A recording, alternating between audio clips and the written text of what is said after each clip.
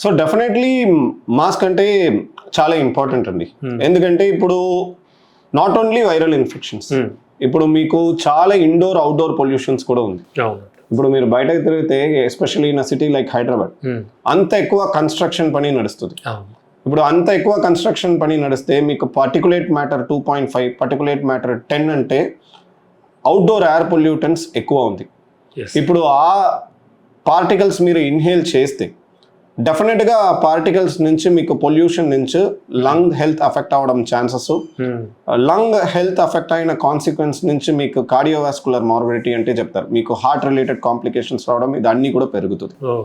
So డెఫినెట్గా మీరు ఒకవేళ పొల్యూటెడ్ ఏరియాలో ఉంటే, లేదంటే you are going to a place where there is lot of pollution అంటే it is always advisable to wear a mask అండి.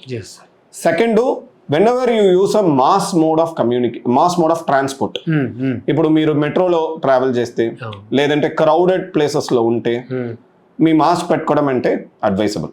బట్ ఇక్కడ ప్రాబ్లం ఎప్పుడు వస్తుందంటే if you don't properly clean your mask, లేదంటే మీ ఒకటి మాస్క్ చాలా రోజు కంటిన్యూస్గా పెట్టుకుంటే వితౌట్ క్లీనింగ్ ఆ మాస్కే మీ ఇన్ఫెక్ట్ అయిపోతుంది.